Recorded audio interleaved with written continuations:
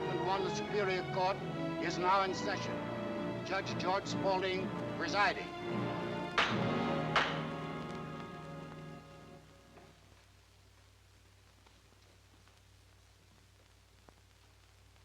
Ladies and gentlemen of the jury, it is my duty to prosecute and your duty to convict or acquit these 7 defendants. These 7 people are on trial either for murder or being accomplices to the act of murder. What they did gladly and with full understanding. They are evil, all of them, 7 evil people. Look at them carefully, because they are your enemies and the enemies of every decent citizen. They're at war with you and always have been and always will be. Should they escape this time, the next victim may be you, or you, or you. Study their faces, all their faces. First, this one, Holiday Carlton, murderess. Charles Weber, John Reese. They were policemen, ladies and gentlemen, guardians of the law. Accomplices to the act of murder. Keith Mandan, formerly an attorney, now the shame of his profession. Accomplice to the act of murder. Peter Cobbett, formerly a guard at the State Penal Farm, another supposed guardian of the law. Accomplice to the act of murder. Victor Mason, habitual criminal, clothing his crimes in a coat of respectability. Accomplice to the act of murder. Joseph Rayner, murderer. Well, there they are, ladies and gentlemen. All 7 of them, and only 7. There should be 8, and believe me, I'm sorry that there are not. But unfortunately, the 8th, the man who motivated this whole vicious and sinister crew, the most evil man of all, is not present. And yet he is here, in spirit, as you will find when the state rests its case. The first witness for the state will be Peter Cobbett. Peter Cobbett, take the stand.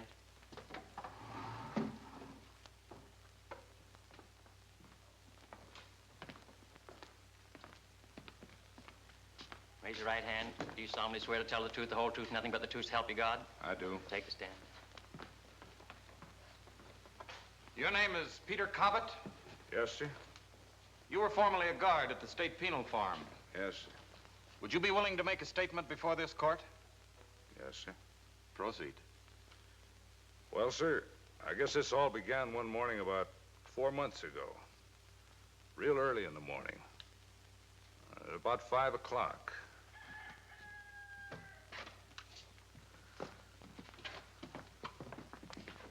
All right, kiddies, all right, let's go. This is going to be a beautiful morning. And the little old sun is going to be shining down on your heads all day long. And the birdies are going to be chirping to you from the trees. Ain't that cute? And all you boys are going out and playing the dirt. Just like when you was kids again. Come on, rise and shine. Well, you know, it ain't everybody can be lucky enough to be out playing in that sun on a beautiful day like this. Yeah, that's the way. Everybody's gonna be crazy to get out in that beautiful sun and take a handful of them little old seeds and plant them in that little old earth. Oh, we'll make farmers out of you if it kills you. I saw in the paper the other day where some fella said there's too many stick-up men and not enough farmers. Don't worry about that. We'll take care of that for you. Now just put on your little shoesies and wash your little handies and faces and get out of here. Come on, you guys. Get up. Come on. Stop moving. Come on, shake it up, you. Keep moving. Come on. Come on, hurry up.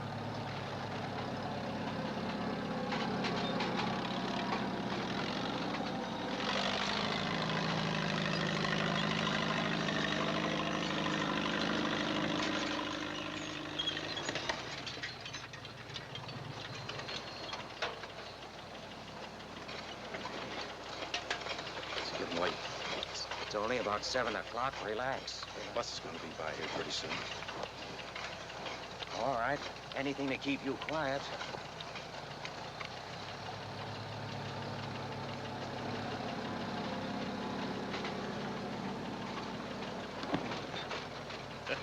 Hey, what's the matter with you? You hungry? You eating dirt? Boy, a man would think you didn't like the food you get around here. No, I got a fever. I'm burning up. Need a drink of water. Falling out. Second squad. Okay. Come on, come on. We'll get you a nice little drink. Over here.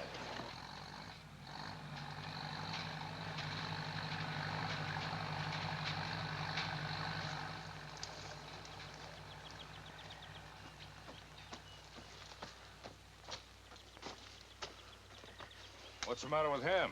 He's got a fever. He's burning up. Go ahead, go on down and get your drink.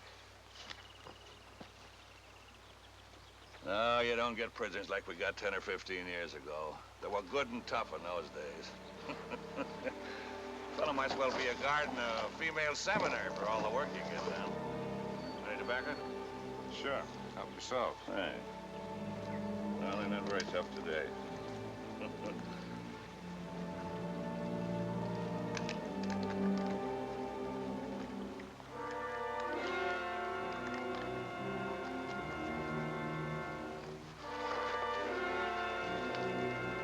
Come on, you. Hurry up. Thanks. All right, get moving now.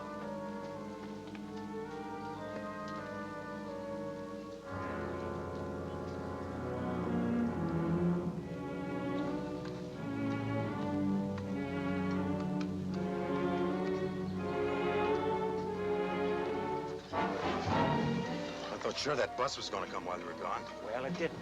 When things get done by an expert, they get done right. Listen.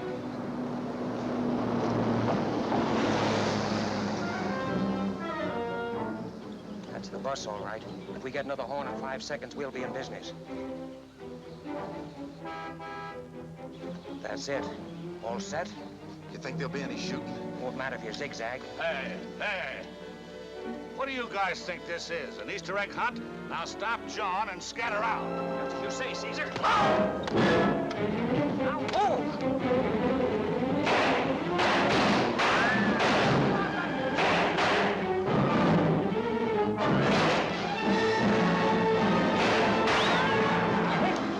Come on! I can't.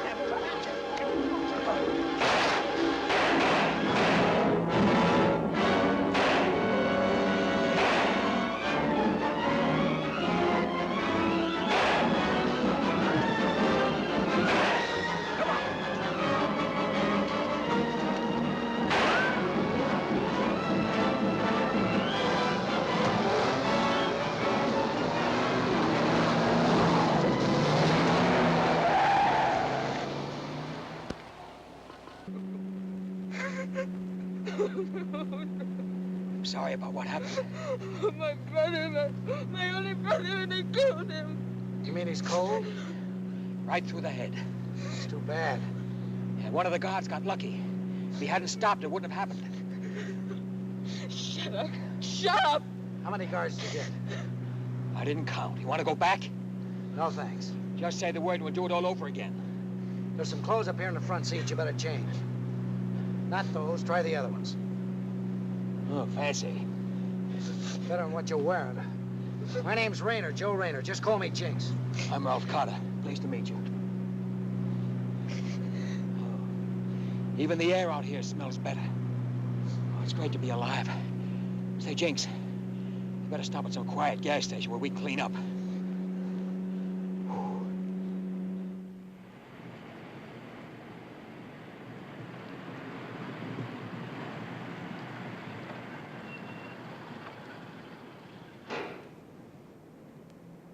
Right on time. So they got your brother. Oh, shut up. That was on the radio. Who's this? His name's Mason. We got the stuff from him. What else does it say on the radio? The usual. Only you're better looking than they said. You want to see me when I'm dressed up? I'll see you, Carter. I got an interest in you. I gotta get back to the shop. Come on, Corday. All right. I'll be seeing you again, won't I? There's no need for you to see me again.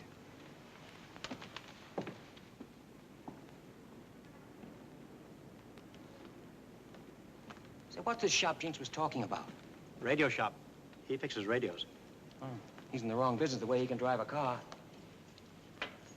Now, you made a crack a minute ago I didn't get. You said you had an interest in me. That's right. I did this job on credit. Holiday owes me $1,000. But Holiday hasn't got any money. What makes you think I have? Oh, I know you haven't any either. Not right now, anyway. But there's a big difference between you and Holiday. She's honest. You're not. And you have certain, shall we say, ways of getting money. Am I right? Yeah, sure. But do you mind if I don't think about money for a half hour? All I want right now is milk. I haven't had any in 2 years. Take your time. There's no rush about payment. That's nice. There's a supermarket in the next block. Hartford's the name. Hartford. Uh-huh. Oh, that stuff of mine in the back seat. Better get rid of it. How do you want it handled? I'd like the police to find it across the state line. They will. Good.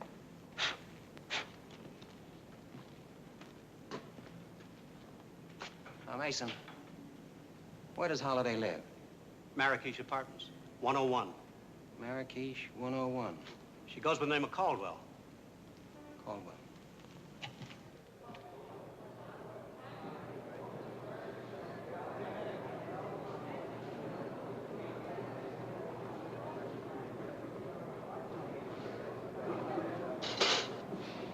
Well, I'm glad you got here. So am I. My truck broke down and put me behind schedule a half an hour. Morning, Joe. Good morning, Mr. Hartford. Sorry I'm late. That's okay. We're both late today. What time do you usually get here, Joe? Oh, about 9:30 if the truck don't break down.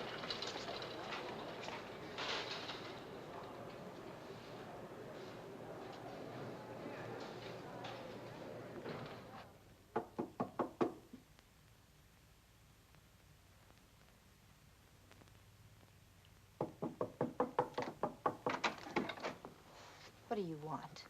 Lots of things. Well, you're not going to find them here. You'll be surprised what a man can find. Food, for instance. Will you please leave? Leave? Just got here.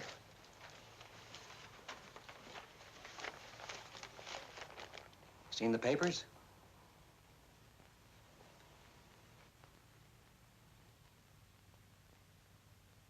Yeah, I've seen the papers. And I don't want to talk about it. No, neither do I. As far as I'm concerned, it's all past and done with. Your brother wasn't killed. No, that's right. That's right. Oh, speaking of brothers, where was he going to live? I took a room for him here across the hall. Good. What do you mean, good? Well, since he won't be using it, I will. Oh, incidentally, Mason tells me you're an honest-to-goodness nice girl. I never did anything wrong before today. Well, it takes only once, you know. As it stands, the police would love to get their hands on whoever shot that guard.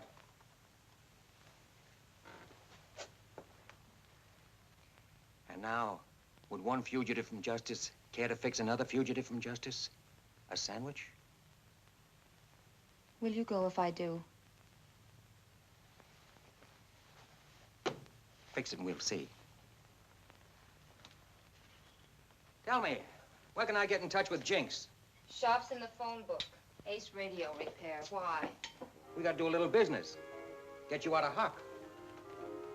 No, thanks. I wouldn't like the way you'd get the money. I'll pay it off myself when I can. No, it won't work out that way. You see, you owe Mason something. I owe you something. After all, you did get me off that prison farm. I like to pay my debts, too. You don't owe me anything. If I could have one wish in my life come true, I wish today it never happened. Fact remains, it has happened. You assisted in a prison break, which makes you just as much of a criminal as the people you helped. Now, you can keep that holier-than-thou attitude as long as you like. But right now, I would say there must be, 13,000 policemen in this state who would love to put you away for a long, long time. Now, I'd bear that in mind if I were you. And act accordingly. Now, what do you make of the stuff they're saying about your brother, that he was a mad dog killer? It's a lie. He wasn't. They never are. He was railroaded. They framed him. Suppose your brother never did anything wrong in his life. He was wild, yes. And he did a lot of silly things. But he never killed anybody. Well, maybe you're right. After all, he quit cold on me. He wouldn't have been hit if he hadn't stopped. Yeah, maybe he was innocent. He certainly didn't act like a killer. Of course he was innocent. Nobody knew him any better than I did. Why do you think I tried to help him break out? I've never done anything wrong like that before in my life.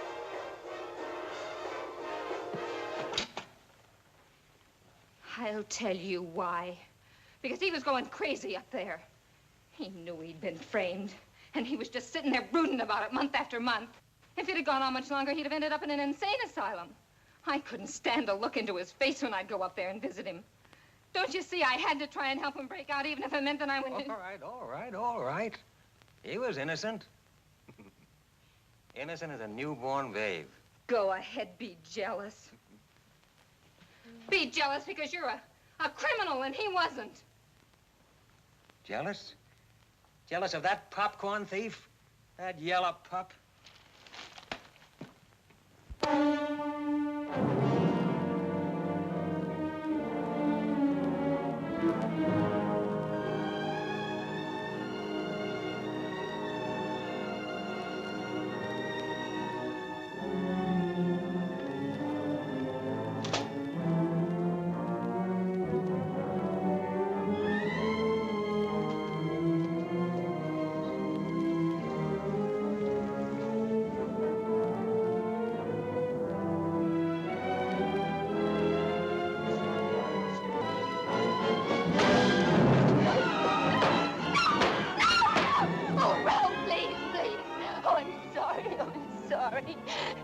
But he's all I had. And I haven't got anybody. I just haven't got anybody. I'm so alone. I'm so alone. All alone. You're not alone, baby. You're not alone at all. Not at all.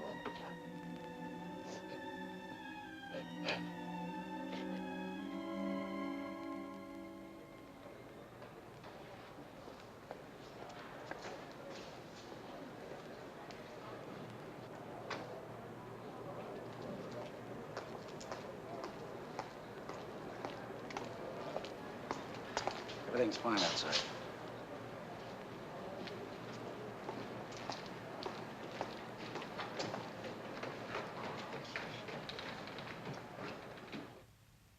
$3,000, $3,500, 4, 5, 6. Get me another checkbook, Miss Staines. Miss Staines is going to be busy.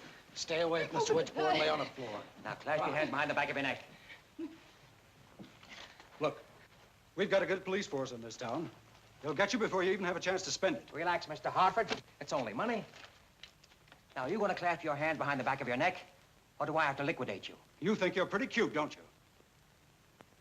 you? Now, you're cute.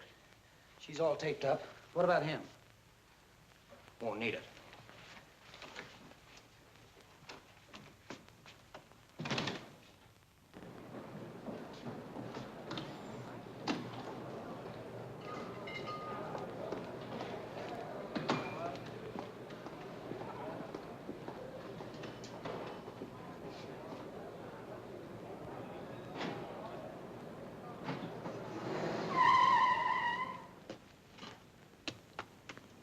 $6,142, not counting the checks. Where'd you get it? From a recently deceased maiden aunt. Hartford. Hartford. Right down the street. Why'd you tell me where you're going? Oh, I'm awfully sorry, old man. I would have been delighted to tell you, except for one little thing. It was none of your business.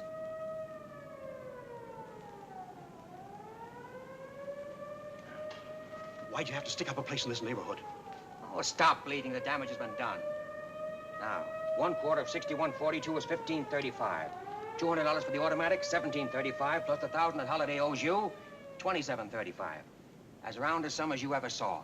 Just a minute, what about my cut? I'm coming to that. Yeah, but you're coming to it too late. I got nothing to do with that $1,000 Holiday owes. I'll take $2 grand. All right, Jinx. You want $2 grand? You get $2 grand. Do we have to stand here with all this money in plain sight and argue about it? Somebody might walk in here any minute. Let's go back in the battery room. I wouldn't want to be the man that walked in here. Then hurry up and split the stuff and get out. And don't ever come back. I don't want any part of you. If I'd known what I was getting into, why, you're stark staring nuts.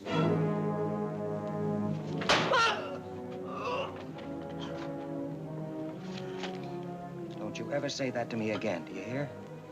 Don't ever say that again. You beat it. Beat it. Get out of here.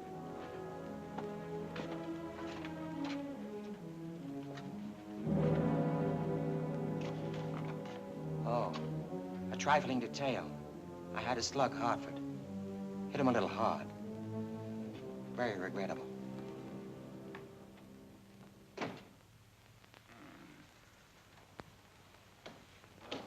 Surprised he's still alive. Reckon he is, too. What a way to start a morning. How's she, Doc? All right.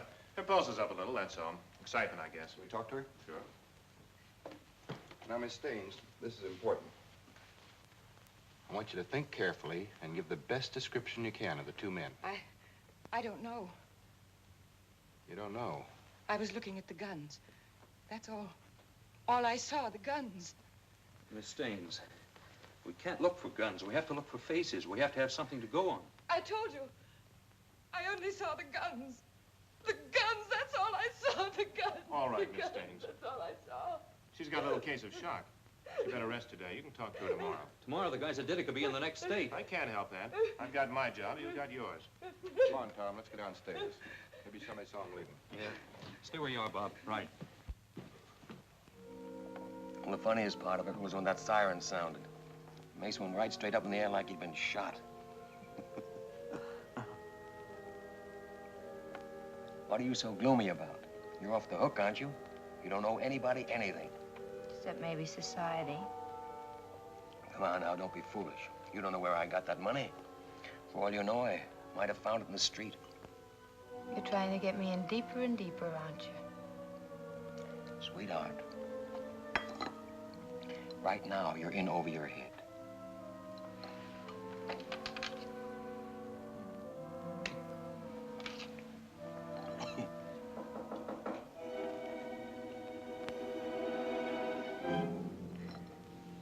Stay here.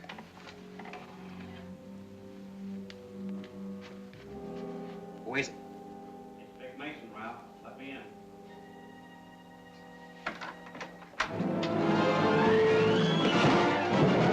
Reach! What is this? We're police.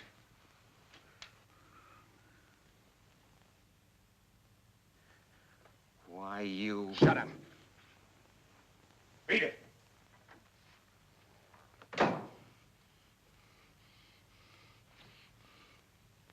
He's not one of my favorite people either.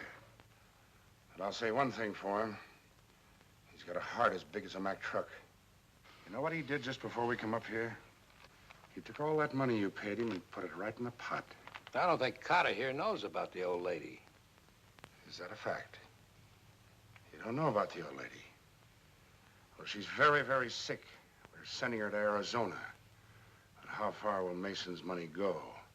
She needs doctors, nurses, place to live, and plenty to eat. Takes a lot of dough for that sort of thing. A lot of dough. 6,000 bucks.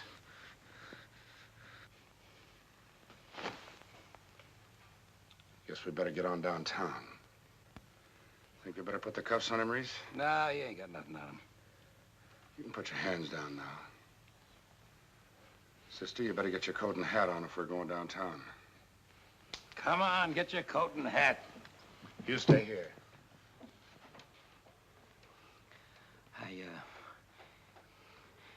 I'm awfully sorry about the old lady. She's got TB. Yeah, I know. She has to get to Arizona. Do you suppose I could toss something into the pot? I suppose it might be all right. How much did you have in mind? Oh, about 1,400. You got 6 grand. You want to put in 1,400? Well, that's all there is left. Mason got 2,700, and the other guy got 2 G's. There's almost 5 G's right there. And it was the first job we pulled here, and we were on our way through to Arizona. All right. Where's the dough? In my coat in the bedroom. I'll get it. Don't bother. Reese! Get this guy's coat out of there. Bring the dame, too. Come on, come on.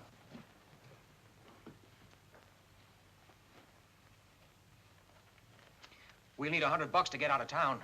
The old lady wouldn't like that. She needs every cent.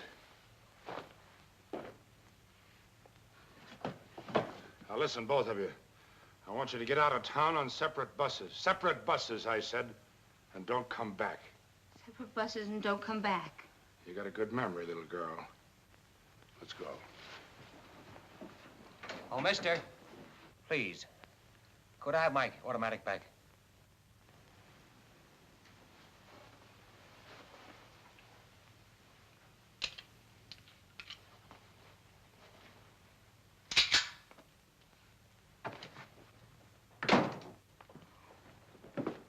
Well, there are at least 3 dishonest men in the world. So you see, I am not unique. I wouldn't go through that again for $1 million. Oh, we got off lucky. Any cop that'll shake you down is a cop that'll kill you, and just for the fun of it, too. Don't ever forget that. And when you get rid of that revolver, I don't trust them. They're always empty when you need them most. An automatic is the only thing. Ralph, where are you going? I'll be back in an hour. Don't go near Mason. Please, darling, stay away from Mason. Wasn't even thinking about him. We're broke. We've got to get money to get out of town. No, Ralph, no. It's taking too much of a chance. You've done too much already. Your luck won't hold. Better hold. Darling, listen to me. I've lost my brother, all I had. But now I've got you, and I don't want to lose you, too. I've got a little money saved, enough to get us out of the city, out of the state, even. We could start all over. You could get a job. How much have you got? How about $20? Be back in an hour. It's Jinx.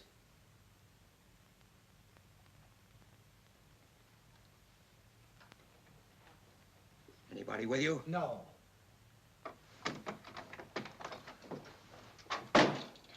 You don't have to say a word. I know exactly how you feel. They cleaned us, too. Well, they didn't clean me. I went out the back door of the shop and I saw him coming in. Well, you can trust the inspector. But he took everything you got. Inspector? That shakedown artist was an inspector? Yes, Inspector Weber. Well, cut yourself a piece of cake, Inspector. Cut yourself 2 pieces of cake. Do you mean to tell me you've still got the money? Yeah, sure. I got $2 grand right in my pocket. Well, that's wonderful. Then we can all get started in some new city. Wait a minute. Let's not be hasty. I have an idea. We can do some business with the inspector. Might be able to fix this. It might be we won't have to start running. That would be all right with you, wouldn't it? Yeah, sure, be fine. All right, then we stay. And I don't want any arguments. Now, what do we need? What do we need to make some recording in this place? No, Ralph, we've caused too much trouble already. What do we need? Well, we'd have to have a portable recording machine. We use that phonograph for the playback. We'll have to have some 10-inch acetates, some cutting needles, and a microphone with about 20 or 30 feet of cable. All right, get 'em. Get 'em, and give me your $2 grand. Give me your $2 grand. I might as well have given it to Weber. Oh, no. Weber would have spent it foolishly. I'm going to invest it for you. You fool, you fool. You crazy fool. You said yourself a cop that'll shake you down will kill you. You try and frame Weber, and you'll frame yourself right into the morgue. He's too smart for you. Oh, no. He stopped being smart when he took my money. He's still a big man, and he knows how to protect himself, especially against small-timers like you that try and put something over on him. Go get the stuff and start setting it up. I'll meet you back here. And, darling, by this time tomorrow, the word small-timer will have walked right out of your vocabulary. If we're still alive.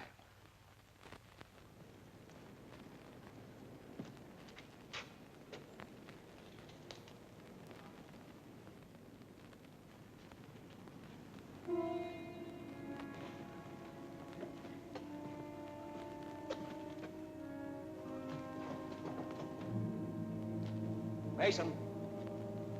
Mason. What do you want? I want a car. I thought maybe you could drive me and Holiday out of town.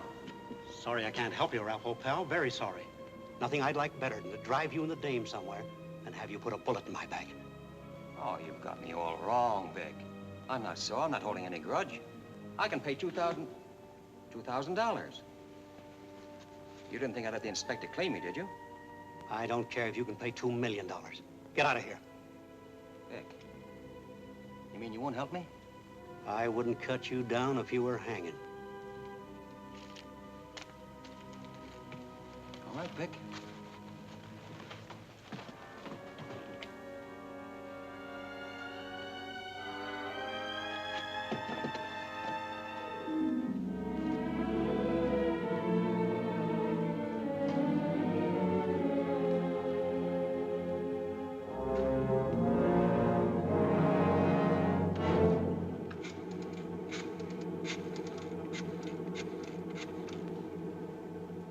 Hello? Let me speak to Inspector Weber. Vic Mason. Hello, Inspector. Ralph Carter was just in here. He offered me $2,000 to let him have a car. What? You let him have it. No, I didn't let him have the car. But I thought you'd like to know about the $2,000. Yeah, that's right, Inspector. All right, thanks. Okay, goodbye.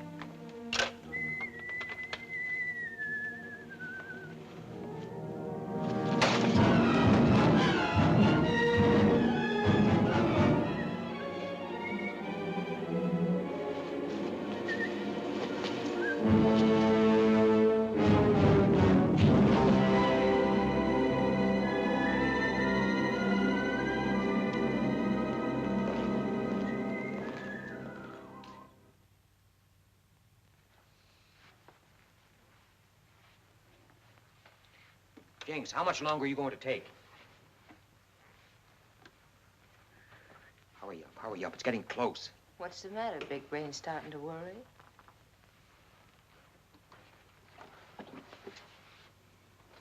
Okay, all set. But try to keep him out of this room. This thing makes a little noise.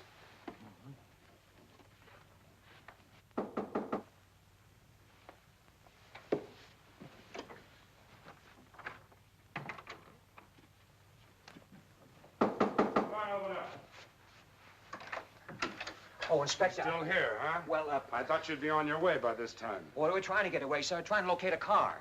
There's 2 or 3 buses leave here for Arizona every day. I guess you don't appreciate when a guy's good to you, huh? I gave you 1 break. Maybe I made a mistake. I wanted him to leave, Inspector, but he said we didn't have enough money. Yeah, that was the trouble, sir. There's no money. You know, you took all we had, and I had to get in touch with that friend of mine who helped me pull the Hartford job, and he let me have a few hundred. Yeah, quite a few. It added up to $2 grand. Well, I see I can't keep any secrets from you, sir. Here it is, 2,000 cash. How much of this will you let us keep? Only 100, sir? Oh, look, Inspector, we're going to Arizona, all right, but I was just wondering.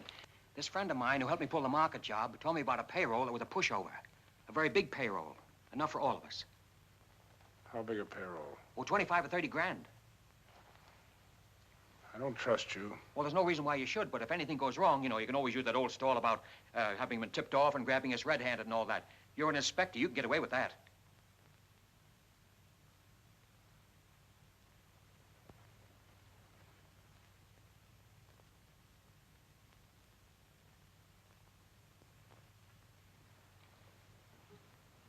Oh, Inspector, you'll have to excuse the appearance of the bedroom. The maid hasn't shown up yet. Ralph.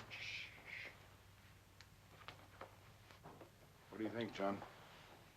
You're still doing the thinking, Inspector.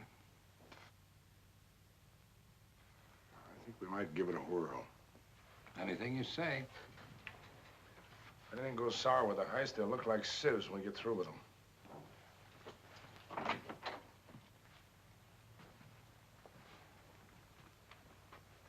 Where's this payroll job? I don't know. My friend knows. Where's your friend now? Well, that I don't know either. But I think I know where I can get in touch with him. Do you think you can raise him by 3 o'clock tomorrow afternoon? Oh, yes, I'm sure of that. Well, after you've located him, call me at headquarters. If I'm not in, just say Mr. Baker called. I'll know what that means. Mr. Baker. All right, Inspector Weber. Mr. Baker. I'll remember.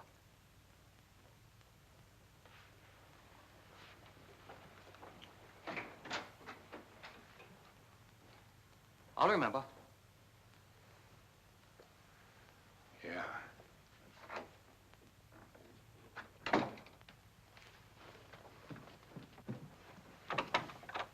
Did you get it? Yeah, I got it. And a slight case of heart failure. Let's hear it.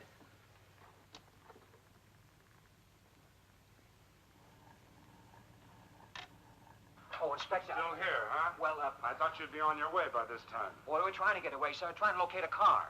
There's 2 or 3 buses leave here for Arizona every day. I gave you one break. Maybe I made a mistake. I want... Now, are you satisfied, dear? I'm satisfied you're going to get us all killed. There's my girl. I wouldn't be too sure. Jinx, where's a good lawyer? Where's my $100? You what? The $100 Weber gave you back. It's still mine. Oh, yeah, that's right. Well, you know, I told you I was going to invest your money for you. Well, this time the investment will take the form of a new suit. For who? For me. And now that that's over, we still need the name of a good lawyer to help us in this. Doc Green. Doctor, he doesn't sound like a lawyer. He ain't. He ain't a doctor either. And I'll tell you something else he ain't. He ain't to be trusted. Why should he be different?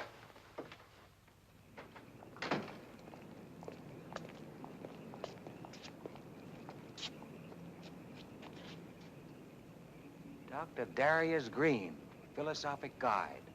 Organon Aristotle, Novum Organum Bacon, Tertium Organum Ouspensky. The key to a cosmic consciousness, the spatial understanding of time. Do not be lost in the labyrinth of confused thought. You sure we've come to the right place? Oh, sure. Oh, I forgot to tell you, though. He's nuts, too. Aristotle, Bacon, and Ouspensky. Pretty fair parlay.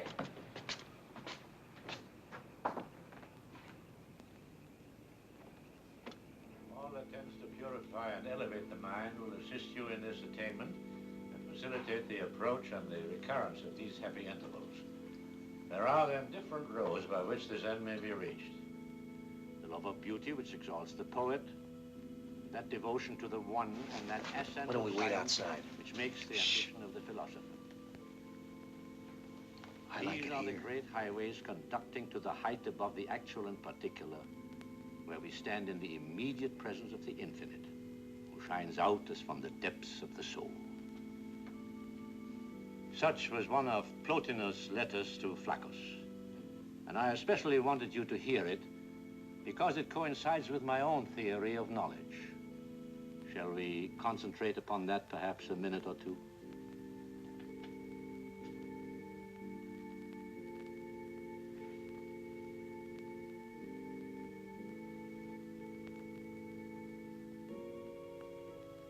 My friends, there is some new literature which Miss Dobson will distribute as you leave.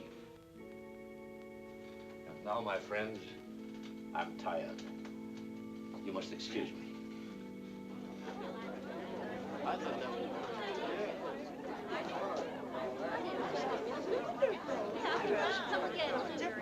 Yes.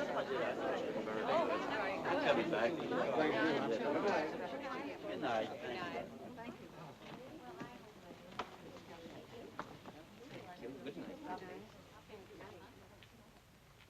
We're going to have trouble with that one. Good night. Good night. May I speak to Dr. Green for a moment, please? Oh, Dr. Green never gives personal interviews after a reading. He's usually much too tired. Well, unfortunately, this matter can't wait. It's much too vital. If it weren't, I wouldn't think of disturbing him. Yeah, he knows me. Just tell him... I'm sure it'll be all right. May I have your names, please? My name is Paul Murphy, and this is Joseph Rayner. I'll tell Dr. Green. Thank you so much.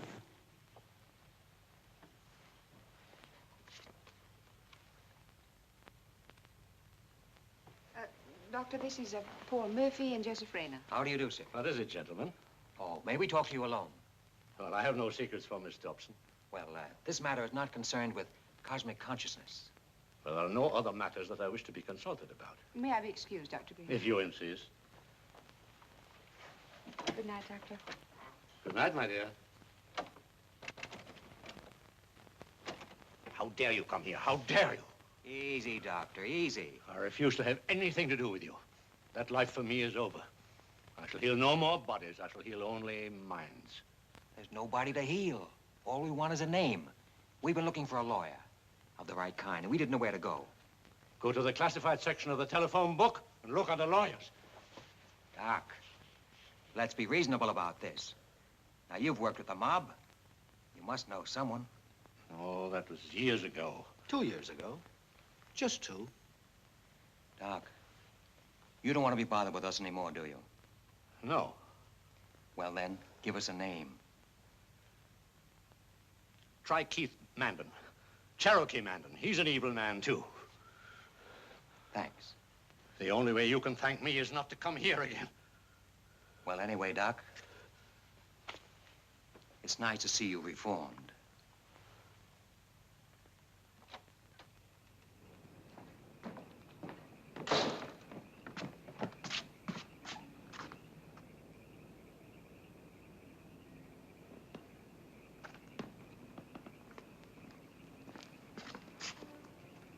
Dr. Dobson, I presume?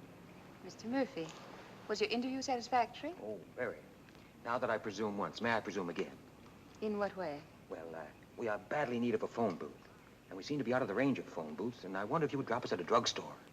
I'm afraid I don't know you, Mr. Murphy. Oh, forget Miss Dobson. I don't know you either. Get in.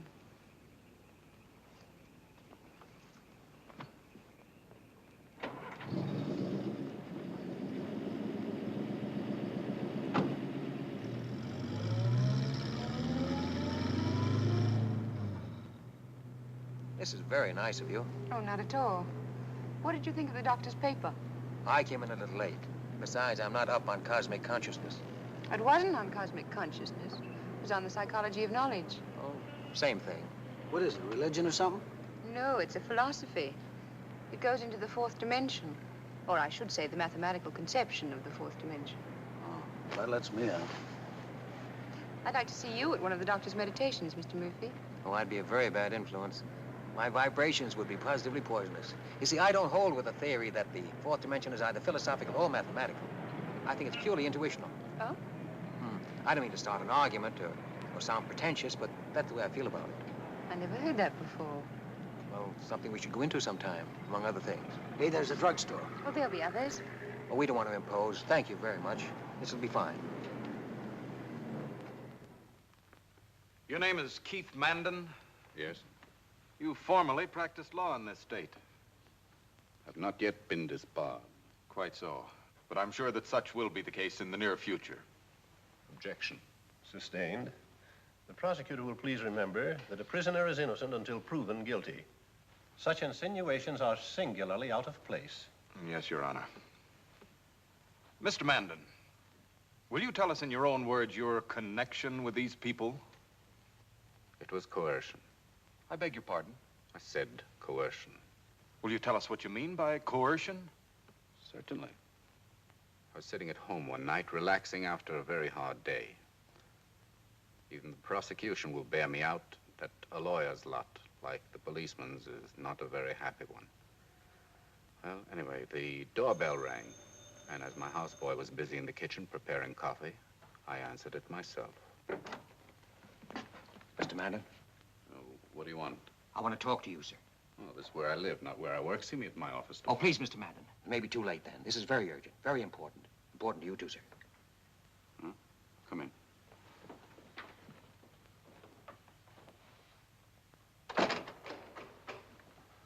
Well, I can't see what should be so important at this hour of the night. I need some advice, Mr. Mandan. People who come to see me generally do. Advice on something that's already happened or that's going to happen. Both. How much money have you got? Well, it's not how much money I have. It's how much I'm going to have. I don't deal in futures. But these futures are not gambles. That is, gambles in the usual sense. Do these futures include, by any chance, the breaking of the law? Uh-huh. Any man who breaks the law is a sucker. Does that include the police? Any policeman who breaks the law is twice a sucker. I know two who have. I got them nailed. One of them's an inspector. Suppose you know his name. Weber. Charlie Weber. Inspector of detectives. Toughest man in the department, and you've got him nailed. The rabbit nailing the wolf. Wait, stand behind us. Go back and tell him I didn't bite. Who? The lawyers who sent you. Tell them if they want me disbarred, why don't they file charges with the Bar Association? I don't know what you're talking about. Now, these little traps they set for me get more and more complicated all the time. Charlie Webber. Charlie Webber. What do they take me for, a fool? Highness, throw this fellow out. Tell him to get out. Yeah, put that gun away. Tell him to get out. All right, Highness, leave the room. Now, put it away. After you decide to go with me, I've got something to show you, and I'm going to see to it that it's shown. Who told you about me? Doc Green. What Doc Green? You know what, Doc Green. Highness! Highness! Get my clothes, Highness. I'm going out. Oh, yes, I'm sure of that. After you've located him, call me at headquarters. If I'm not in, just say Mr. Baker called. I'll know what that means. Mr. Baker. All right, Inspector Weber. Mr. Baker. I'll remember.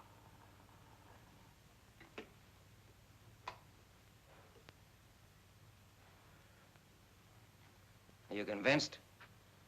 Yeah, I'm convinced, but, I don't know what to say. All I want from you is a yes or no. Have I got him, and do you or don't you want in on this? Oh, you got him all right, but, he's a big man, a very tough man. The slightest mistake, you'll never know what hit you. Answer the question. Are you in or out? Suppose we go in the living room, sit down, and get acquainted. There's a lot of things I want to find out about you people before Weber drops around tomorrow. Mr. Mandan, what do you think? Oh, he's got something, all right.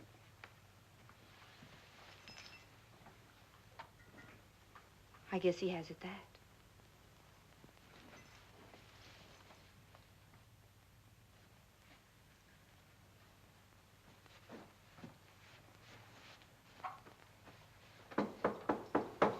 All set? You're right on time. How are you this afternoon? Fine, just fine. I hear Vic Mason met with an accident. That's so. Kill him? Not quite. Pity. Is this your friend? Oh, yes, this is Jinx Rayner, Inspector Weber, Mr. Reese. Lieutenant Reese. I beg your pardon, Lieutenant Reese. Does he know what it's all about? Ask him. He understands English. What about this payroll job you got spotted? Well? Yes, sir. That's right. How big a payroll is it? Pretty big. How big? Well, that's pretty big. Cut it out. How big is it? Where is it? What place? You better tell him. You better tell him. Inspector Weber, there's a friend of yours here. I think we better have him tell you. Hello, Charlie. What are you doing here, Cherokee? Well, having a conference with my clients. Clients? Yes, I sometimes confer with my clients outside of jail. As I remember, you've had quite a bit of trouble keeping yourself out of jail in your time. What is this, Mandan? Sit down and listen. I can listen from here. Suit yourself. All right, Jinx, but not too loud. No sense in having the neighbors call the police. Oh, Inspector. Still here, huh? Well, I thought you'd be on your way by this time. well, we're trying to get away, sir. Trying to locate a car. There's 2 or 3 buses leave here for Arizona every day. I guess you don't appreciate when a guy's good to you, huh? I gave you 1 break.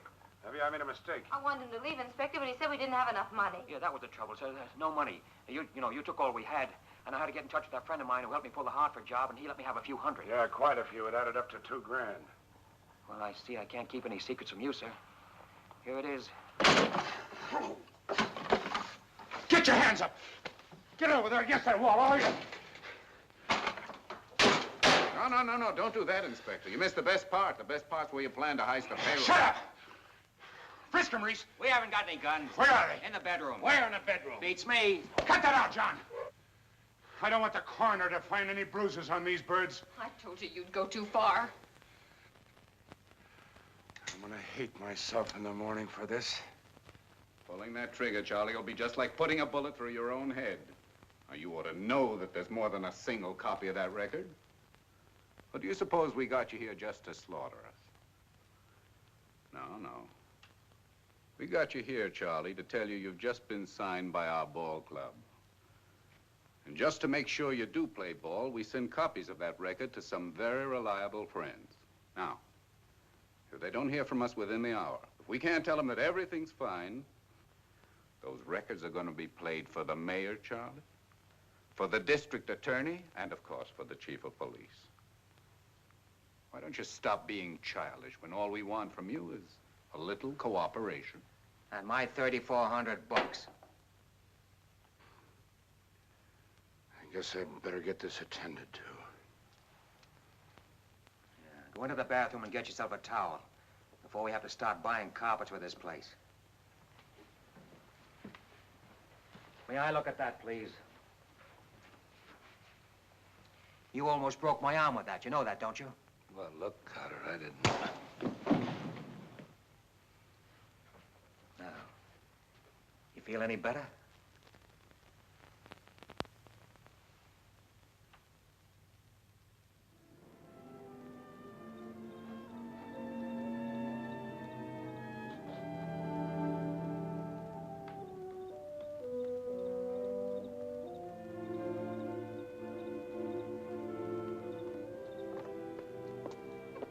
Well, hello. Where do I drop you tonight? Anywhere. I have no place to go and I'm all alone. We could drive and talk. That's what I was hoping for. Where would you like to go? There are 4 directions here, sort of local phenomenon. North, east, south, and west. Which do you prefer? The one without the traffic. That's the one I know best.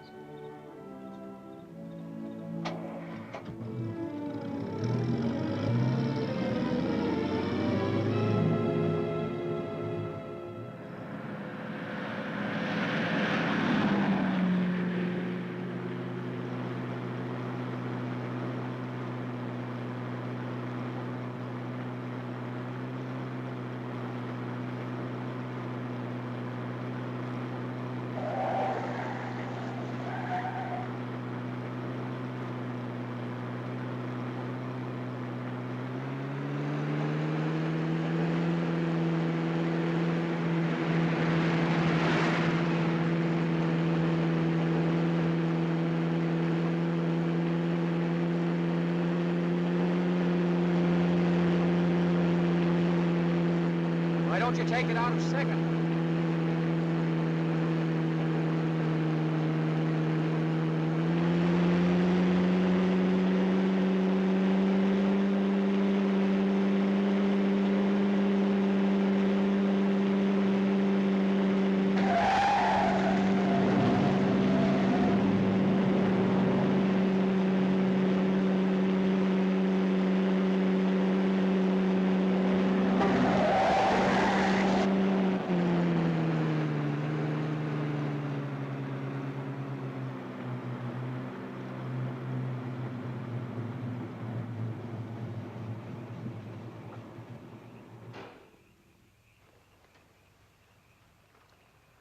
Why did you stop? So I could light a cigarette and to let you drive if you want to. I don't want to drive. What are you trying to prove? Prove? I'm not trying to prove anything. What are you afraid of? Now, really, what am I afraid of? Well, what scared you?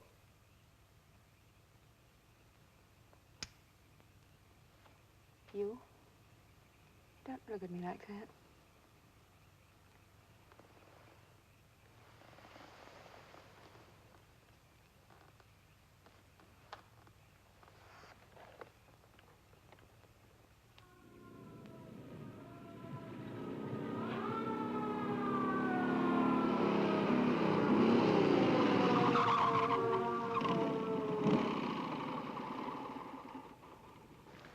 Well, I'm glad you finally decided to stop. You're lucky you're in one piece. Let's see your driver's license. Is your name Margaret Dobson? What does it say on the license? Now, listen, Miss Dobson. You were traveling pretty fast back there. Suppose you'd blown a front tire. You've been spread all over the road. And we don't want Ezra Dobson's daughter killed on our beat, do we, Damon? No, we certainly don't. He's too nice a man. Just take it easy from here on in, will you, Miss Dobson? Yes, certainly. Say, haven't I seen your face somewhere before? Mm-hmm. Maybe at the policeman's ball. Yeah, maybe. Maybe so. Well, good night, sir. Good night.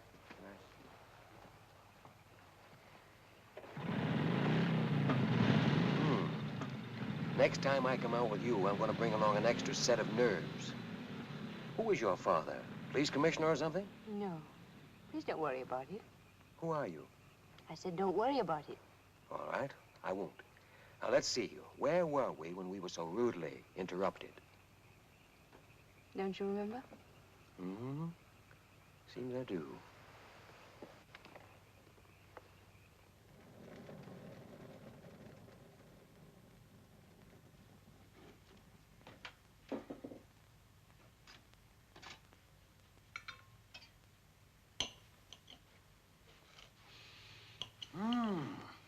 Coffee. Perfume. Did you have a good time last night? Yeah, I went to a movie. First movie I'd seen in 3 years. Some movie. I hear she has a foreign car. See? Foreign car? What are you talking about? Woman you and Jinx met the other night. Hasn't she got a foreign car? I don't know what kind of car she has.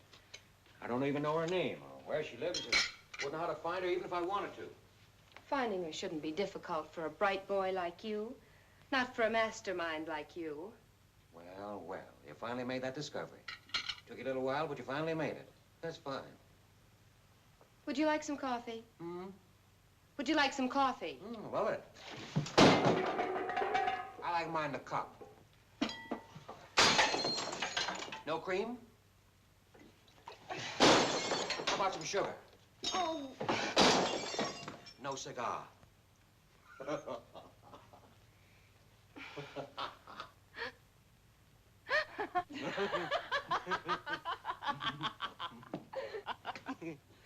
One of these days you're going to get yourself killed. There isn't a cop in the world can shoot that straight. I wasn't talking about a cop. I was talking about me. Why, I thought you were the law-abiding type. I guess I'm just whatever you make me. But I'm very jealous. I'll put up with a lot from you, but not another woman. I still don't know what you're talking about. I can barely handle you.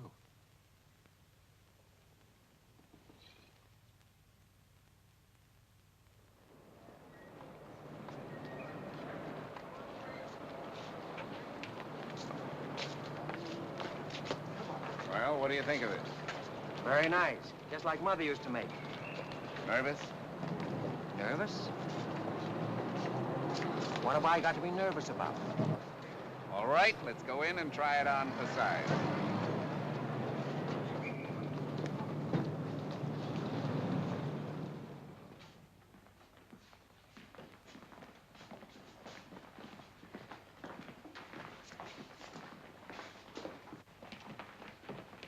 Incidentally, Paul, what happened to that other copy of the record?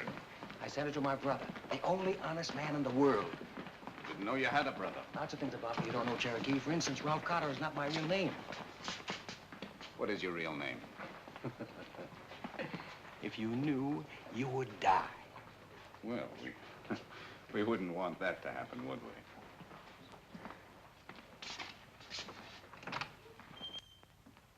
Well, what do you know? Cherokee Mandan. How are you? Who's your friend? Hiya, Truck. This is Paul Murphy. He's in my office now. Sergeant Satterfield. How are you? What does he do? Well, I'll tell you. He goes around persuading kids to take up a life of crime. Then when you boys put the pinch on him, I get to be their lawyer. Sort of a legal shill, aren't you, Paul? Kind of a 20th century Fagin. Is that office empty? Why? I want to speak to Paul. Oh, it's empty. Thanks. Go ahead, help yourself.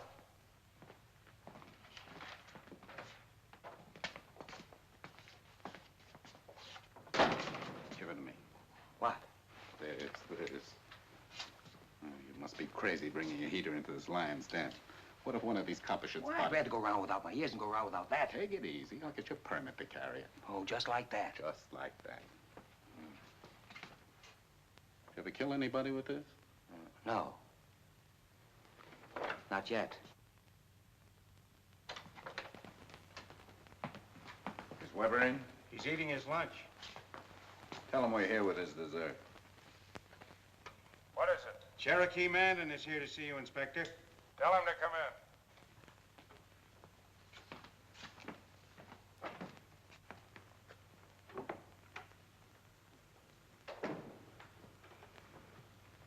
What do you want? The card come?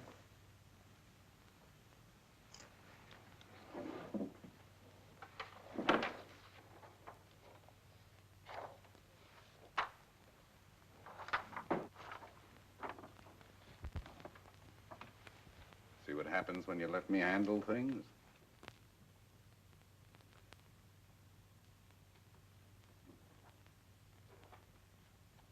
Cherokee, you are a wizard. I take my hat off to you. How'd you ever get it here? Paul, I took the liberty of suggesting to Inspector Weber here that we forget all about that $3,400 you mentioned and that he get you this card instead. Now, shall we conclude the ritual? Inspector, I thank you very, very much. I really appreciate this. Don't mention it. Oh, how's your hand? Not infected, I hope. My hand is all right. Well, you know, those phonograph needles can pick up an awful lot of dirt. Yes? The chief wants to see you, Inspector, right away. Thank you.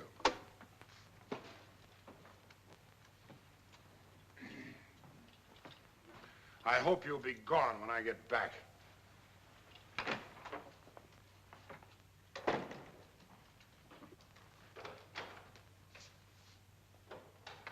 Morning, Sam. How's the poker game going? What poker game? The one in the Detective Bureau? Well, you know there's no poker game in the Detective Bureau, Sam. What's eating you? I'm still asking the questions, Charlie. What have you got on the Hartford robbery? Well, nothing so far. Looks to me like the work of some out-of-town boys. Not to me, it doesn't. Who have you got on the case? Gray and Fowler. 2 men. Why should I put the whole bureau on a robbery? Why? I'll tell you why. Because it isn't a robbery anymore. The hospital called up a little while ago. Hartford is dead. So you better heave a few more of those men out of their chairs and put them on the case. You understand? I understand. Well, then understand this, too. I'm giving you 48 hours to clear up this case, and if it isn't solved by the end of that time, I'm getting myself another boy. And I don't expect you to spend your time watching the clock and counting up to 48. Clear? Clear. That's all, then. Get out.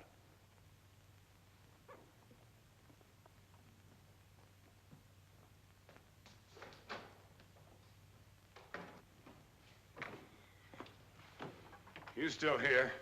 Well, we didn't want to leave without saying goodbye. That's not why you stayed.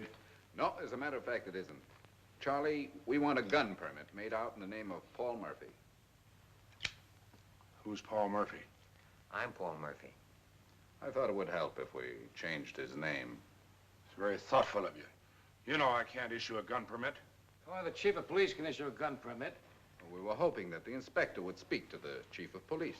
I just spoke to the chief of police. The name is Paul Murphy. Well, I guess I can speak to him again.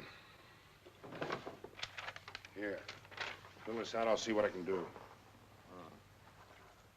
Oh, here where it says, reason for requesting permit. What do I put? That's why you put on the reason for requesting the permit. Well, supposing I say, often carry large sums of money. Oh, yeah, that ought to do. When do you think you'll be carrying large sums of money? Soon. I'll give you warning.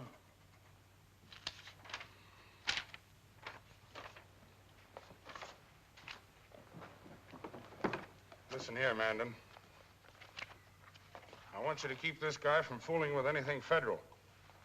Banks and things like that will bring in government agents before you can bat an eye. Don't worry. I'm talking to you, Mandan. Yes, yes. The minute you pick out something, you let me know before you make a move. And I might as well tell you, Cotter. Murphy. All right, Murphy. The chief just gave me 48 hours to get you, dead or alive. preferably dead. Well, thank the chief for me. Tell him I'm sorry to have taken up his time. Goodbye, Charlie.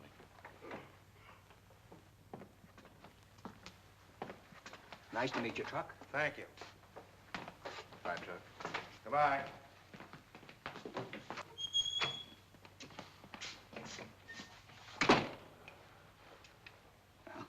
Now, how do you feel? Oh, fine. I feel fine. You ought to. You've just been born again. That makes it official. You know, every time somebody gets born, they slap him on the back. Cherokee, I salute you as the one who has proven himself worthy to share my frenetic genius. From now on, you shall manage all my affairs as you deem fit and proper. You should have been a lawyer. Why? I have a lawyer. And now, can that lawyer tell me what Ezra Dobson's title is? Oh, he has many titles. Ex-mayor, ex-governor, ex-U.S. senator. No, that isn't what I mean. I mean, what's his title now? Right now, he's president of Watco Steel, worth $30 million as the crow flies. Is that what you want to know? That is exactly what I wanted to know. Why? Oh, he has a very, very lovely daughter. And that will be all of that. She's poison. The one man who can ruin every plan we've made is Dobson. He's the most powerful figure of the entire state. If you get mixed up with her, you're bound to get mixed up with him, and that we can't afford. Believe me, Paul, the day Dobson walks into this picture, I walk out. Well, the future looks awfully good. We're getting things pretty well set up now. Don't tear them down before they're built.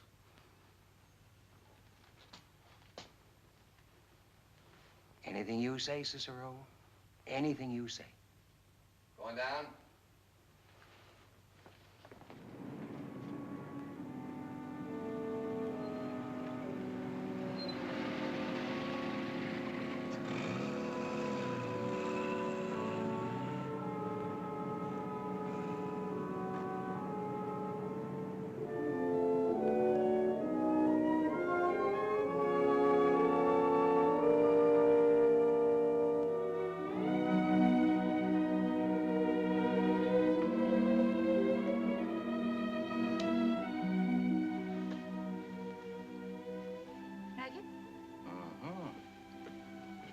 Chief Charm is its convenience. It's close in. Actually, I live on Willow Creek Drive. Yes, I know. I saw it on your car registration. Nice, nice, very nice. Miss Dobson, your father called. Thank you, Julia. Is there ice in the bar? Yes, Miss Dobson. He said, would you please call him as soon as you came in? Very well, Julia. That'll be all for tonight. Yes, Miss Dobson. Would you like a drink? Yes, your Julia said there's ice in the bar. Let's find it. Yes. Let's find it. After you kiss me.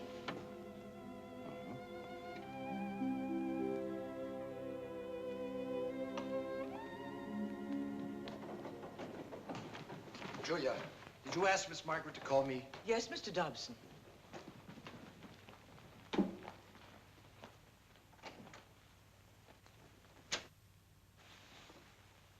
So this is the reason you didn't call me. Take this man out of here. No, Father, no. You heard me. Father, you can't. Paul is my husband. Husband? You mean you're married? Married? When? Tonight. We were going to tell you about it at breakfast. The certificate's over there in my bag.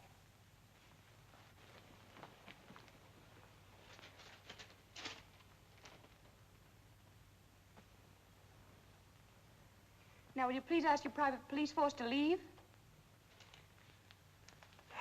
All right, boys. Really, Father, you make things so awkward sometimes. I'm sure Paul must be wondering what kind of family he's married into. It was impulsive and insane, but nothing you can do will change anything.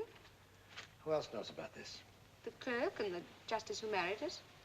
Did they know who you were? I don't know. I don't think so. Do you know who he is? Well, he's my husband. That's not what I mean. Who is he? Where does he come from? Well, he'll tell you himself. I want to hear it from you. I don't know. He hasn't lived here very long. But I have an idea he won't live here much longer. But I do know that I love him, and that's all that matters to me. What do you know about love? Have you ever been in love before? Or have you reached the point where any Tom, Dick, and Harry with a glib tongue can have you fainting in 5 minutes? Father! You even went across the state line to do it. Why? Because in this state you have to wait 3 days. No, that's not the reason. The reason is you were afraid someone at City Hall would have tipped the papers off that you'd taken out a license. And you knew that when I heard about it, I'd have cracked down on you like a ton of bricks. Young man, I've brought my daughter up as well as any girl in this country. And I'm not going to permit her to be swept off her feet by any ragged stranger. Right now, I don't know anything about you. But believe me, within 24 hours, I will. Everything. Father, this is very embarrassing to Paul. Couldn't we talk about it in the morning? Yes, we most certainly will talk about it in the morning. As a matter of fact, I insist on it. And we'll talk about an annulment, too. In the meantime, will you do me the small favor of not saying anything about this until after we have talked? Yes, Father. I never thought I'd have a fool for a daughter. I guess I didn't handle that very well. What do you mean? He was mad. Any two-headed child could see that. No, you don't understand. Usually when I talk to him like that, he gives in. This time, I'm afraid he won't. He'll cool out by morning. No. No, he won't. I saw his face. Uh-huh. Well, Margaret, here's something your father doesn't know. I want you. You're all I've ever wanted, and I'm not going to give you up. You won't let him force you. I don't force easily. You don't know Father. Suppose I refuse to have the marriage annulled. What'll he do then? He could make you wish you never saw the city. He could make you wish you'd never been born. I've seen him do it before to others, in politics, in business, in everything. Well, we'll face that when we come to it. Now, you go on and get yourself some sleep, hmm?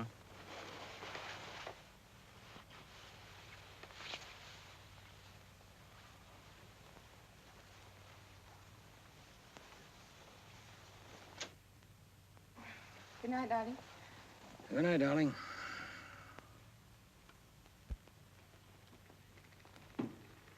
Now, this merely states that from now and hereafter, you renounce all claims on the estates of Ezra and Margaret Dobson. Would you like me to read it? No. Before you sign it, you have a legal right to know exactly what it contains. I'll sign it.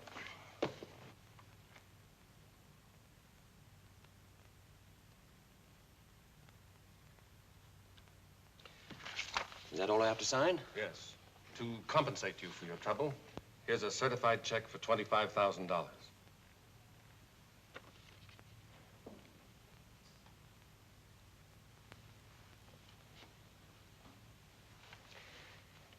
I don't want that money, Mr. Dobson.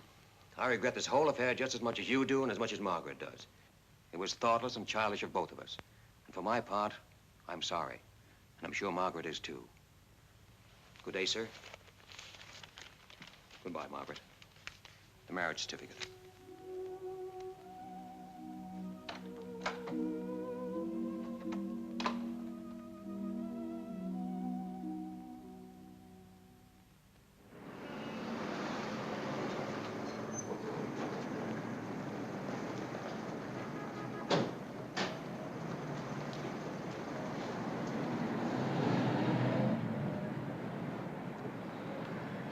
The seventh stop.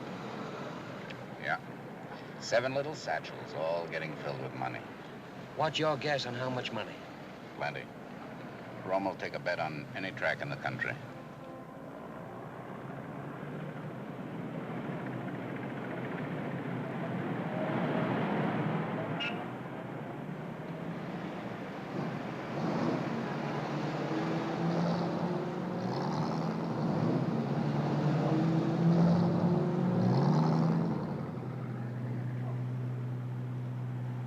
Tailing for 2 hours already.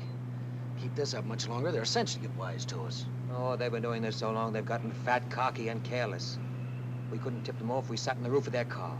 Yeah, Romo's got the bookie business cornered. There's probably $25,000 or more in those satchels.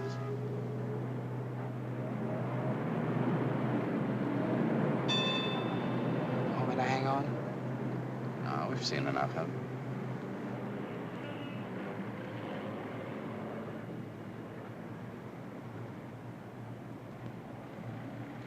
There's our gimmick. Why don't we use it? You mean you're gonna steal a squad car? Let's go see Weber.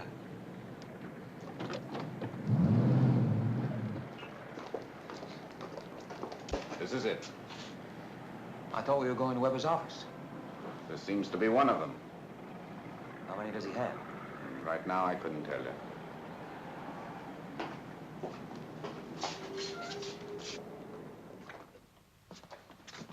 Charlie? I hope this didn't put you out too much. No, you didn't put us out. Sit down. Sit down, Jinx. Now, Cherokee, what is this big idea of yours that you can't tell me about on the telephone? Before telling you, Charlie, I want you to know that we haven't gone off half-cocked on this. It's dangerous, but we can handle it. If the inspector will cooperate. What is it, a heist? Yeah. Who? Romer's collectors. Romer's collectors? What made you pick them? They carry a lot of money. Now, look, you try anything like that and you're going to get this whole town shot up. You might just as well forget about it right now. There will not be any shooting as such. I guarantee it. How are you going to do it? Hypnotize them? With your help, yes. What kind of help? Policeman's uniform. Oh, this is a very funny boy. Yeah, he's a comic. Listen here, Cherokee. This may come as a surprise to you, but I've got a deal with Romer. What's going to happen when his collectors tell him they've been stuck up by cops? Who do you think he's going to come to? Why, he won't be satisfied till I put every cop on the force in to show up for him. There may be some excuse for this guy not using his head. There's no excuse for you not using yours. Inspector, his collectors won't be around to tell him anything. 3 guys disappearing all of a sudden must leave some kind of an echo. An echo is not evidence. They will just disappear. And Romer will think they've blown with his dough. Would you mind telling me where you plan to stash 3 bodies and a car? We'll find a place. Say, I know of an abandoned quarry out on the old Holt Turnpike. It's full of water and 100 Shut feet up! deep. Thanks, Lieutenant. Look, I know what Romer's daily take is. He pays me off on a basis of it. It's 20 grand, and 3 men for 20 grand is a little bit too much. As long as you're going to prorate this, don't leave out the car they'll be in. That has to disappear, too. And a shiny new car is worth more than all the 3 mugs put together. What kind of a job do you think we came up here to tell you about?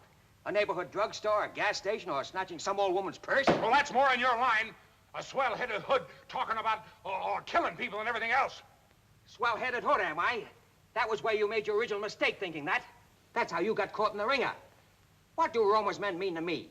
I don't worry about them any more than you do shaking down a guy and then shooting him in the back to keep him from singing. Listen, you, all of you. Stop acting stupid. Your boss sees you. You're a hero. Get this maniac out of here, Cherokee, or else talk some sense into him. All right. All right. Let's go, Ralph. Paul. All right, come on, Paul. Wait a minute. You may come out, Joseph. Gentlemen, why don't you and I try to get along? Hating my guts shouldn't make you act like this. It'll do for the time being. Well, be that as it may, let's talk sense. I don't want to jeopardize your deal with Romer, Inspector, believe me. But this job is proposed on the basis of a complete and perfect disappearance. And all we want from you is a policeman's uniform. And for that, you get 1/3 of the take. 1/3? That's right, 1/3. Somebody will find them sometime. They'll find something. Charlie, if there were the slightest chance of that happening, we wouldn't pull it. That's fair enough, isn't it? Maybe. Maybe it is. That's fair enough. Goodbye, Charlie. What's the matter with you? Maybe it's that uniform. What's wrong with it? It's a good fit. I just don't feel right sitting there beside it. Is that all that's worrying you? Which way you going?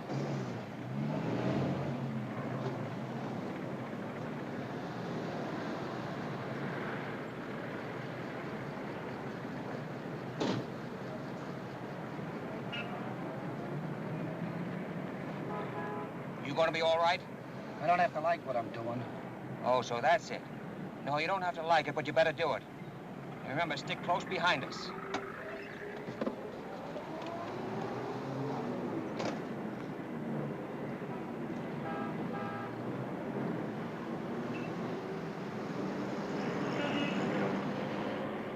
Parking in a loading zone is a traffic violation.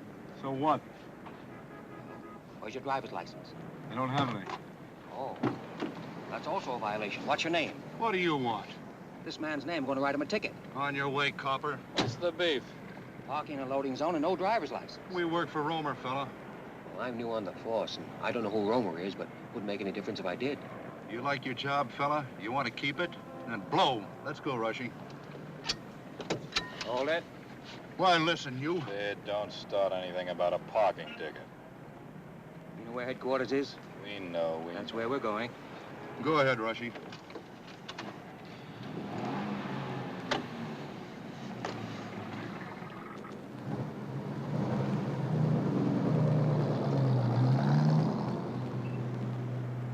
Take your job too serious. Well, we have our orders, mister. You're gonna get some new orders. Romer even tells Weber where to get off. Shut up, Sid. Yeah, shut up, Sid. Oh, don't turn that way, Rushy. Drive straight ahead. That's the way to police headquarters. Uh-huh. Hey, what is this anyway? It's a picnic. We're going on a picnic. It's a heist! Clasp your hands behind your neck. That's a good boy. Romer will get you for this, Junior. Mm-hmm. You still think you know the way to police headquarters, Rushy? Yeah. Oh, no, you don't. They moved away out in the country, out on the old Holt Turnpike. Now, you just keep driving straight ahead, and I'll show you where it is when we get there.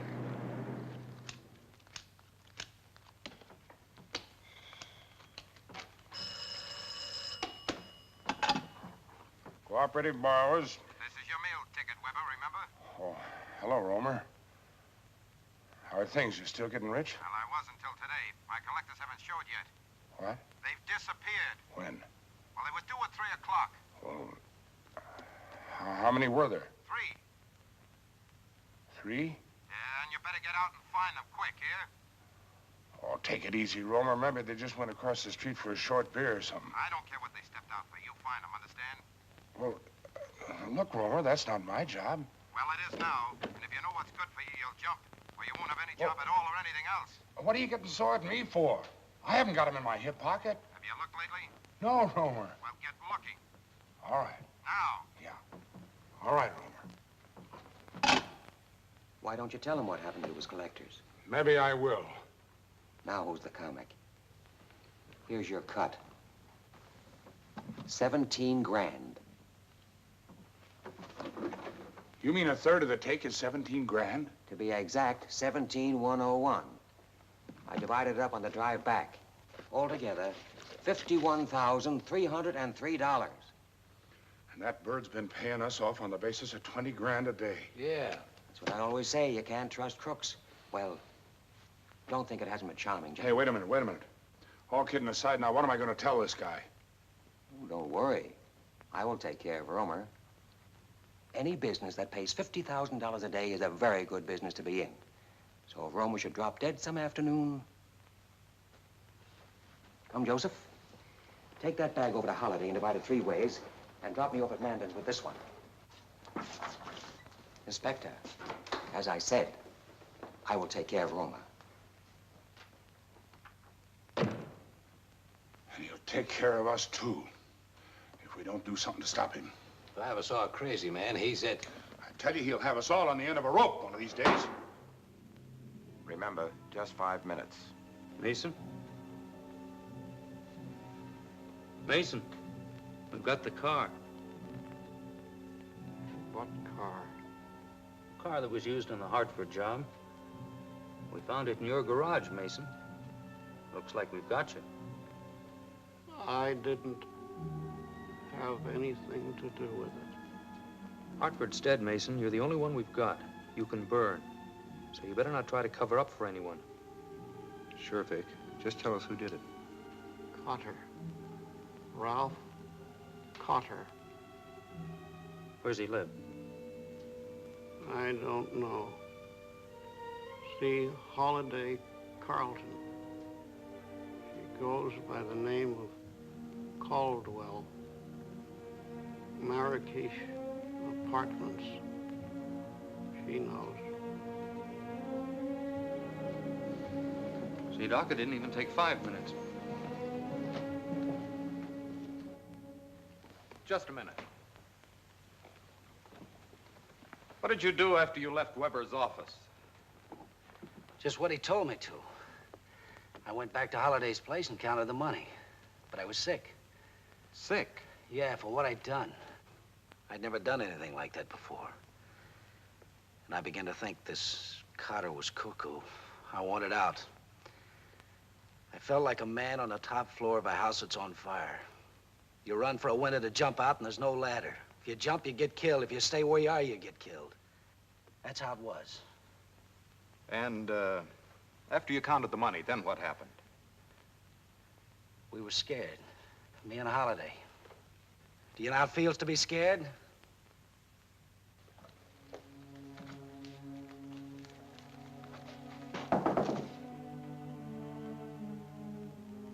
Yes?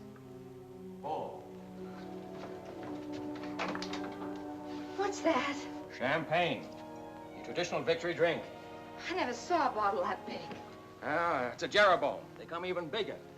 There's the Methuselah, there's the Belshazzar, the Nebuchadnezzar, and this is ice, and this is goblets, and that is money. Does it still add up the same, Mr. Rockefeller? Not quite. I took my $2,000 you gave Weber off the top. Oh, what was your rush? You'd have gotten it.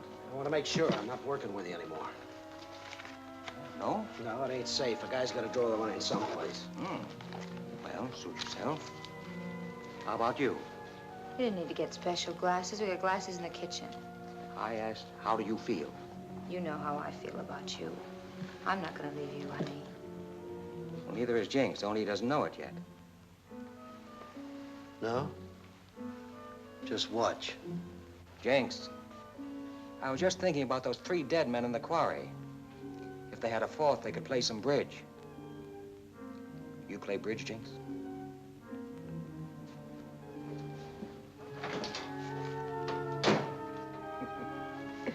Now let's get down to business. Enough champagne. Ralph, Jinx is afraid. I'm afraid, not for myself, honey, but for you. If you don't stop, something will happen to you.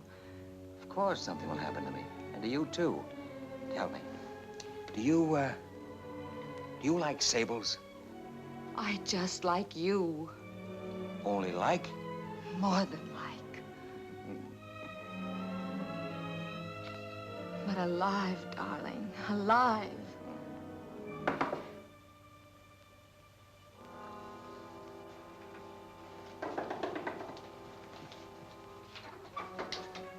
Well, well, if it isn't the richest lawyer in town, it's at 5 o'clock this afternoon. Sit down, we're about to pop a cork. I want to talk to you. Well, go ahead, talk. Outside. Talk to him here. I haven't got any secrets from Holiday. I wouldn't make book on that. Outside. Well. Be back in a minute. Don't let that get warm. All right. Now, what is it? Carter, you're in a jam.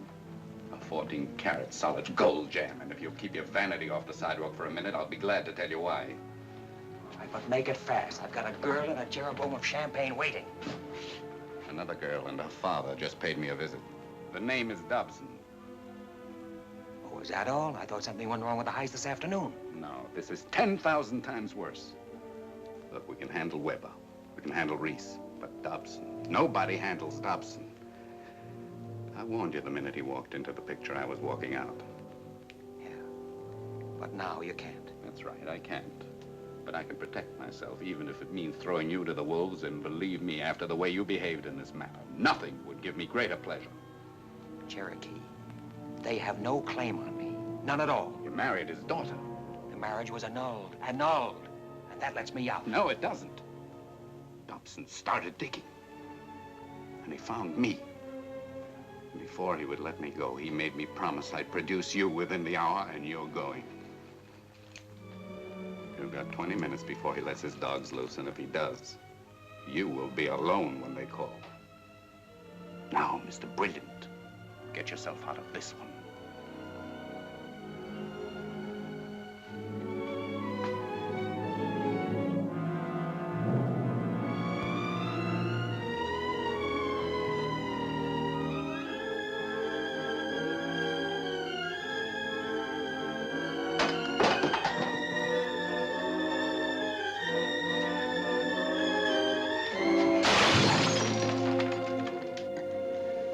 Oh, I'm so glad to see you.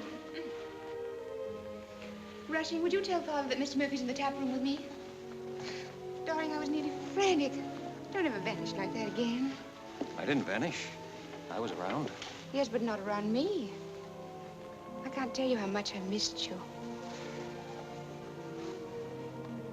You wouldn't believe me if I told you. But I'm being a bad hostess. What would you like? Nothing. Nothing? Are you sure? I'm very sure. Paul, is there some reason for all this mystery? Dr. Green didn't want to tell me about Mandan, and then Mandan didn't want to tell me about you. You found me. But at what a price? I thought you'd left town. That's one thing you can be sure of. I won't leave town. Tell me about Mandan. Have you known him very long? Just since I've been here. He's almost an underworld character, you know. Really?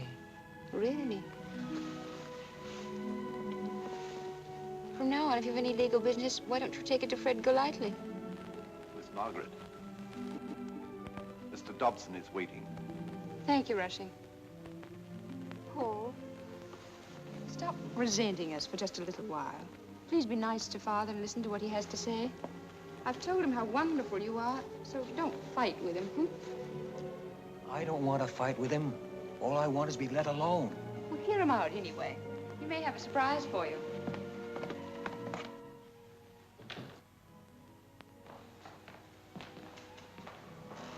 Well, we meet again. Coin a phrase. And this time, much more pleasantly. Margaret, dear, I'd prefer to talk to Mr. Murphy alone. Oh, Father. Do as your father says, Margaret. It'll be all right. All right, Paul. I'll wait for you in the tap room. Sit down, Paul. You have quite a way with Margaret. Sir? I tell her to go and she argues. You tell her to go and she goes. You know, I'd almost given up hope of ever finding a man that Margaret would listen to. I assure you, I did nothing to encourage it. You couldn't have done better than to have shown a complete disregard for money. Good tactics. Very good. Obvious tactics to use on the daughter of a man as rich as you are. Unfortunately, I don't seem to be able to convince you that you have nothing I want. Now, look here, Paul. All the men Margaret's had anything to do with wanted only the responsibility of her money, not the responsibility of the woman. That made them subservient. And you can't do that with Margaret. The minute she dominates you, you're through. She's got to have a man she respects. She's young. She'll find one. She has. You. But you don't know anything about me. I'm a total stranger to you. I might be a thief. I might be a convict. I might even be a murderer. Paul, if you are any of those things, I'll find it out eventually. But when a drowning man reaches for a piece of driftwood, he doesn't mind getting splinters in his hands. And may I point out that a personal relationship with me might have certain advantages to an ambitious man. Oh, that I'm sure. Just how high does your disregard for money go? Because the man who accepts Margaret will also have to accept the management of her estate. Her estate? Yes. And though this may come as a surprise to you, Margaret's fortune is greater than mine. It was her grandmother's money. It's been in trust for years in the hands of some very talented bankers. Mr. Dobson.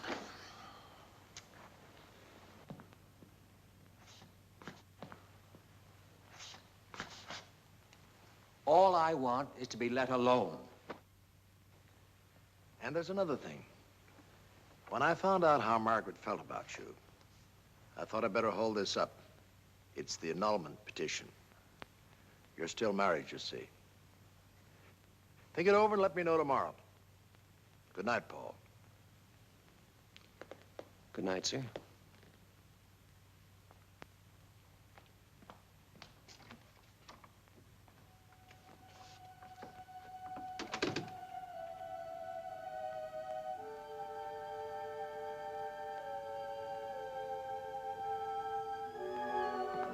Is this part of the tap room? You startled me. What did Father say? He, made me a proposition. And you accepted? Hmm? He gave me till tomorrow morning to make up my mind. And what will you tell him tomorrow when you've made up your mind?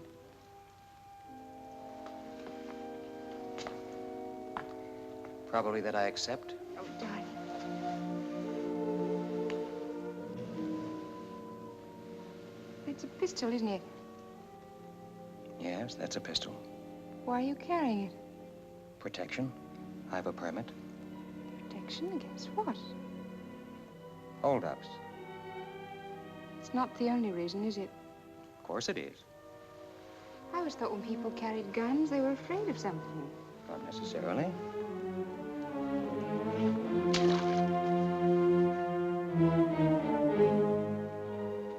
You shouldn't have done that. Why? You've nothing to be afraid of anymore. Paul, let's get away from here. Let's get in the car and drive and just keep on going. For a week, a month, a year, as long as we like. You mean right now? This minute. Well, we can't do it just like that. I've got a few odds and ends to tie together at my place and pick up a few things. We can pick up anything we want on the way. Not this weekend. You really want to go? More than anything in the world. All right. I'll do what needs doing and be back in an hour. I'll be waiting.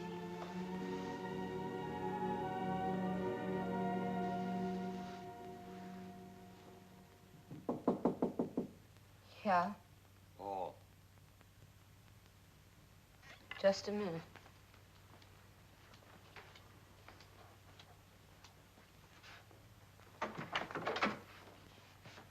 So you came back? Yes, I came back to get my money. I'm leaving. Where's the money? Are you? Are you leaving? Yes, where's the money? You and your rich girl? And which direction are you going? I'm going in all directions, and I'm taking my money with me. While you're at it, take this with you.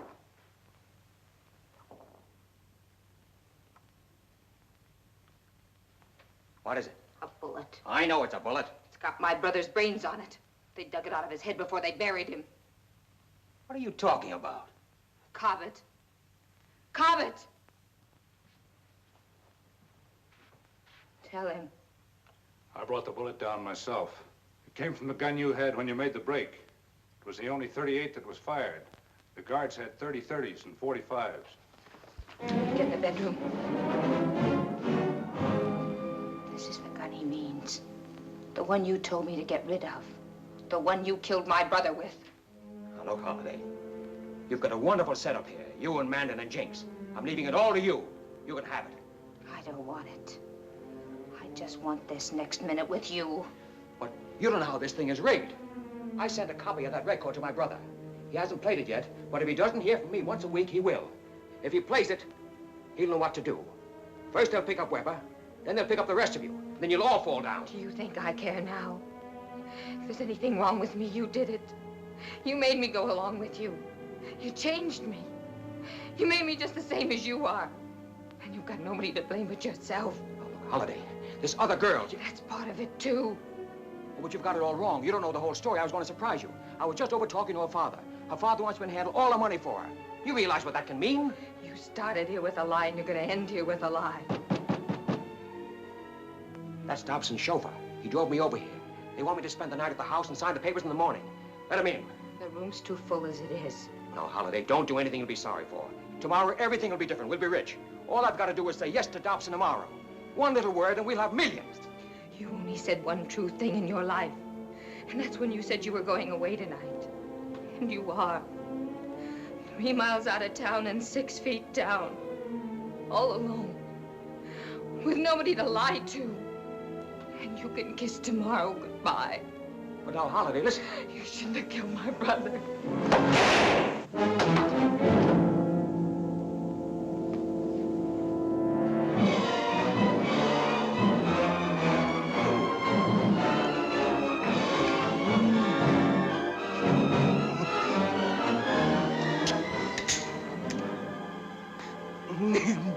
I told you not to trust a revolver.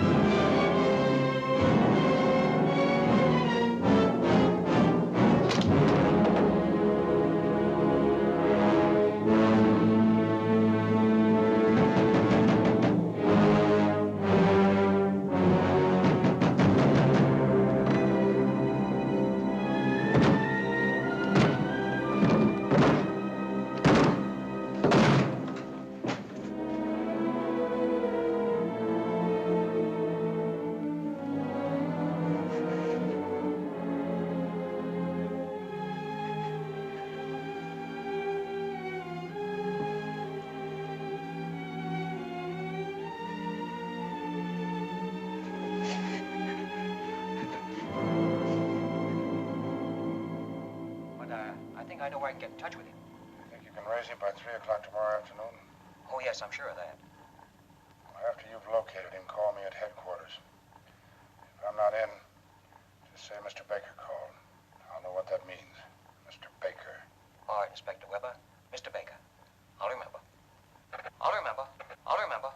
I'll remember. I'll remember.